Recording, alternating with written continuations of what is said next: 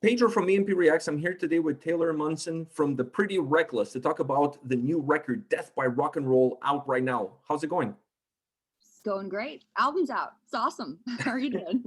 Is Death by Rock and Roll the best way to go if you're going to go? I think it's the only way to go.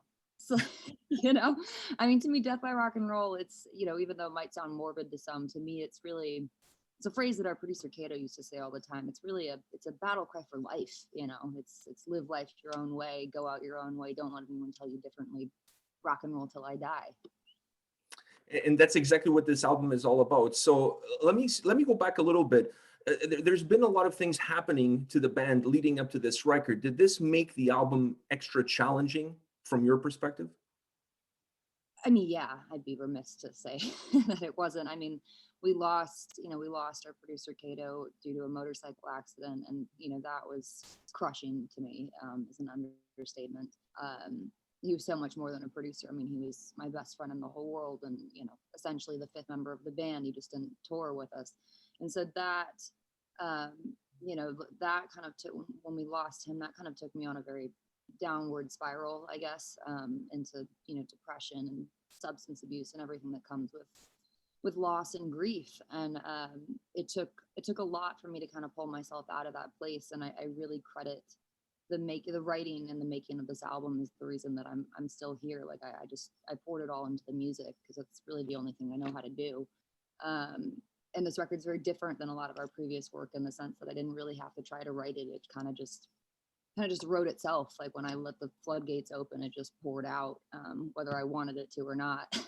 And so it was a very cathartic experience. But then came the challenge of, once I'd written the album, how do we go about recording this? Like, we'd never made an album without Kato before, and so that obviously was we were presented with that challenge, which was kind of difficult to overcome. But luckily, I knew one other person, an amazing engineer and producer named Jonathan Wyman, who I've known for years, and he's a dear friend of mine. And I couldn't imagine having done this with anyone but him. Like, he really just allowed us to be kind of the train wrecks that we kind of were at the time, and was just really, really, really supportive of that, and helped kind of guide us through whatever that was, whatever we needed to go through in order to make this record. And so I love him to death, and we owe him one. Listen to the album. I had this perception that the album is very introspective, that it almost feels like a diary at times, and it also allows you to go through all the different phases of grief. Like you go through acceptance, you go through denial. There's all these different stages, and all of them are kind of represented throughout the record. How much of that impacted the sound experience that this album has? Because I feel like it's very diverse and there's a lot of growth throughout it. Thank you. I think that, writing, it's a journey. And I think that, this record really is it's a full story. It's a complete, it's a complete journey. And I think that if you give it the grace to listen to it from front to back, you will experience that. It starts out very heavy and dark and almost bleak in one way, and about halfway through the album there's this kind of musical shift where it starts to show that there is light at the end of the tunnel, and that there is hope after all this pain, and you have to just keep fighting for that. And I think at the end of the day, this record's actually a very hopeful album, and I hope that it can provide some solace to people who might need that right now. I think that, especially in the crazy times we're living in, like, can't we all use a little more hope, and can't we always use a little more rock and roll? So that's kind of how I see it. And so I hope that people give it the grace to take that ride with me, I guess. You mentioned something that was very noticeable to me listening to this album, is that the record feels like it has two parts. The first half of the record, like, let's call it side A, if you're looking at the old school vinyl, and then you have side B. And what you get from side A musically and emotionally is much different from what you get from side B. Were you concerned that the album would have this divide, and it would be difficult for the fluidity of the record to continue through two such different approaches? Not really, not for me, because I mean, to me, that was my journey. That was the truth. That's how it happened for me. And so that's why I say the track listing is really important. because it does take you on that journey, and it wouldn't be a complete story without side A and side B. So, and also you have to remember that to me, rock and roll it's the epitome of freedom. So it is every genre in one. Like it's, rock and roll is like, it's the original art form. It stems from the blues. So, starting there, and then it can go in any direction you want it to, because it encompasses everything. It's blues, it's jazz, it's funk, it's pop, it's folk, it's country, it's all of those elements kind of put together. So as a songwriter, I've always really gravitated towards rock and roll, just because you don't have to put any limitations on yourself. Like you can really allow for your mind to kind of expand and go in any direction you see fit, to tell the story. And so that's something that I've always really loved about rock and roll, is that it's so much more than a genre, and also we get to crank electric guitars, and there's nothing cooler than that. So one of the things about this album that's really interesting, it doesn't matter how much it changes as far as the style or the soundscape is concerned. The record overall has a very rich sound. It's very warm. It's big. It has all of these different elements that stay consistent from the first song to the last song, regardless if the genre, and I hate using that term, but if the genre shifts ever so slightly. What do you attribute to that consistency across the whole record? A lot of hard work. And John, I mean, I really have to credit him. Like he's such an amazing engineer, and his whole thing is he just makes stuff sound really good. Like that's really, that's what you do. But it's a lot of, this record was a lot of trial and error. Like anytime I complete a song, like I finish writing a song, I can hear the whole thing in my head. Like it just, I don't know, music is a language that has always just kind of made sense to me. And so when I finish writing it, I hear the whole thing. The challenge then becomes, how do I take what I can hear in my head and somehow make that come out of the other end of the speaker so everyone else can hear it too? And the answer is really, it's a lot of trial and error until you hit that magic moment, or that, that sweet spot where you go, yes, that's what I was going for. Did you prepare for this record differently vocally, considering how emotionally intense and how emotionally driven this album is? I don't know that I prepared at all, honestly. I think that there's this kind of raw element to this record that, where it's very vulnerable and it's very exposed in a way that was something that I couldn't get away from. After everything we went through, I couldn't hide from it, and so there was no way to hide that on the album. So I think that there's, as far as like the vocal performance and delivery goes, you're hearing me bare my soul, and that's something that you kind of can't manufacture.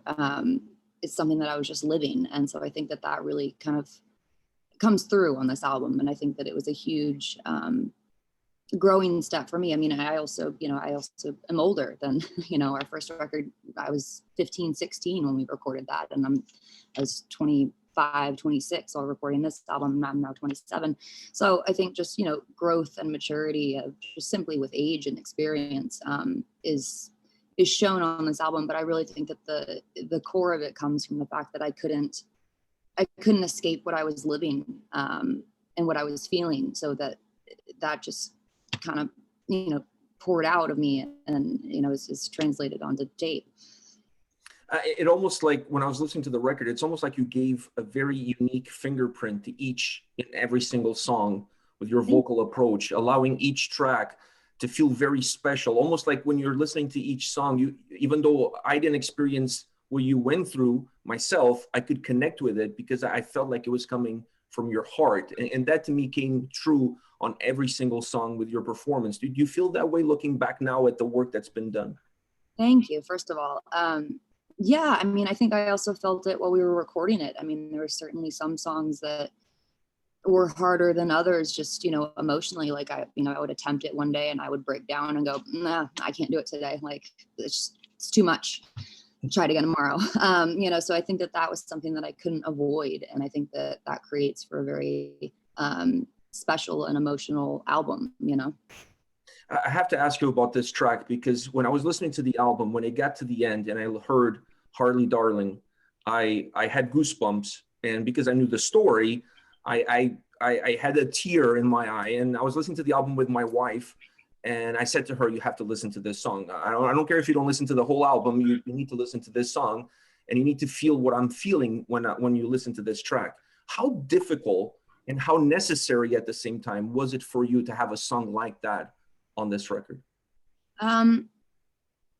Incredibly necessary and incredibly difficult. I mean, that was one of the songs that I had to kind of keep putting off recording vocally, because I just would get in the booth and break down. You know, because that song is, if you know the story, which you know you're saying you do, it's very much my love letter to Kato. And like it was so important that it, you know, ended the album. It was so necessary to be a part of it. But like really to me, this, you know, this record is in so much, in a way, so much an homage to him, and not just him, but you know, everyone that I've loved and lost, you know, in music. But really Kato, I mean, it starts like the first thing you hear on the album, Death by Rock and Roll, the title track, the first sound you hear is Kato's footsteps walking down the hallway of the House Aloud, which is an old recording we had from way back when we recorded Light Me Up. And so like I wanted it to start with him and finish with him and his story. And that's just kind of the, you know, it might be sad, but it's kind of, that's how the story went. Is that a song that still, like now it's recorded, it's done, when you listen to it, does it still hit you hard when you hear it? Oh yeah, it's one that I sometimes have to skip over and just go back to the beginning, because it's like, nah, I don't want to deal with that one today. But I'm incredibly proud of it, because I think it turned out very beautifully, and just kind of encapsulates everything that I was feeling, and you know, how I want to, you know, even though Kato's no longer with us, like I refuse to let his memory die. And I think that, you know, music is such a powerful way to do that, because, you know, even though he's no longer here, he is, you know, he's very much present in this album, and in all our records, obviously, but in this one, even though he wasn't here for the recording of it, he's right there, you know. I thought it was interesting, the choice for that track in terms of the sound, the style, once again, the genre, if you want to go down that road, because you gave us a glimpse of so many different looks, so many different feels. But when it came to that song, I don't think you could have picked a better one. It had a little bit of a blues vibe, a little bit of a country vibe. And that to me just resonated with the lyrics, with the story to a whole different level. Was that always the intent? Like that song had to sound this way. It couldn't have sounded any other way.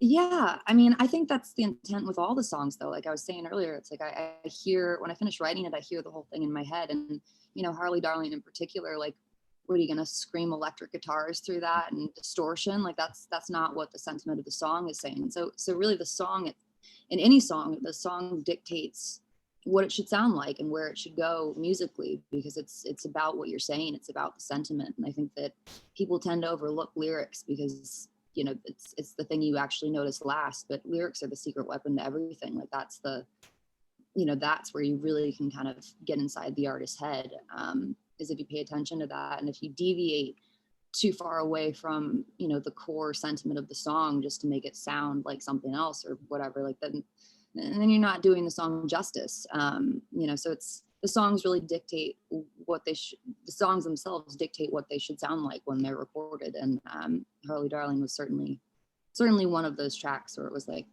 this is what it's meant to be. Looking back now at the final product, at the whole record, you've had a chance now to sit back, listen to it, evaluate everything. How do you define this album in the overall picture of the band's discography?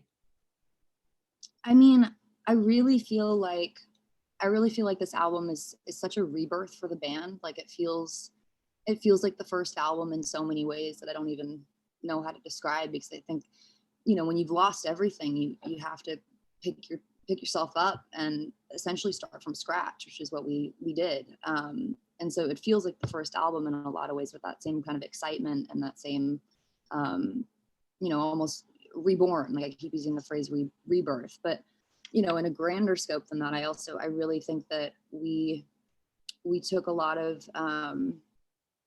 musical chances on this record, and you know, we delved into some kind of new territory for the band that I think we've grown a lot, and I think that, in my humble opinion, I really believe that it might be our best album yet, and I'm just extraordinarily proud of it because we poured everything we had into it, like blood, sweat, tears, like it's all there. And so it's incredibly emotional from one end to the other, you know, that for me, like, I can't believe that it's out already. Like, it's, you know, I've been sitting on it and it's been finished for over like a year and a half now.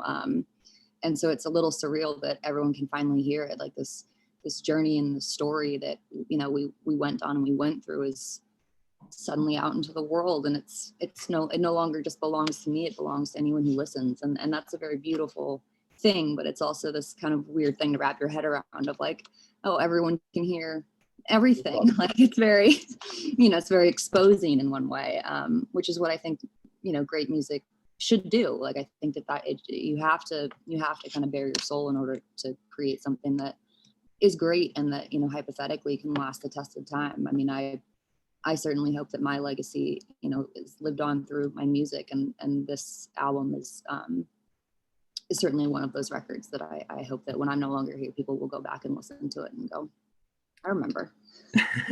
One last question for you. Did this record teach you anything about yourself that you didn't know you had it in you? Yeah, I mean, I think that's a really good question. I don't know if there's a simple answer to that, but I think I went through so much and I went so down, to the place where, like, when I say, you know, a hole of just utter blackness, it was a hole that I didn't know if I was going to get out of it. And I think the scarier part was that I didn't know if I cared. Like, I didn't really care to. I was very content. I'd become very content just kind of fading into nothing. And I eventually found myself needing music the same way I need, you know, food and water and oxygen. It's because it's the thing that keeps me alive. And so when I finally picked up a guitar and started to write this record, it just poured out in this very cathartic way. It was like, you know, all the things I'd been repressing and like denying just kind of exploded, and I couldn't hide from it anymore. And I think that you know, that creates for something that's really special. You know, something that you can't buy and you can't manufacture. It just is. So I think I learned that even when you feel like you're in the gutter, you can pull yourself out of it. Like, I think I always knew that music has always had this healing quality for me that that nothing else in the world does. But I think that I really pushed the boundaries myself this time around, and by writing this album, I really proved to myself that, like, I'm doing the right thing. Like, I'm on the right path, and by following my gut and my intuition and following the path of rock and roll, like, that's my identity. And as soon as if you lose that, then I don't know who I am, you know. And so I think that really it reminded me of that. So this record really reminded me of who I am. Well, Taylor, thank you very much for the record. Thank you very much for your time. All the best to you, your loved ones, and much success with this record. Thank you so much. Thank you for your time. Have a wonderful day, and please stay safe. You too. Take care. Bye. Thank you. Bye.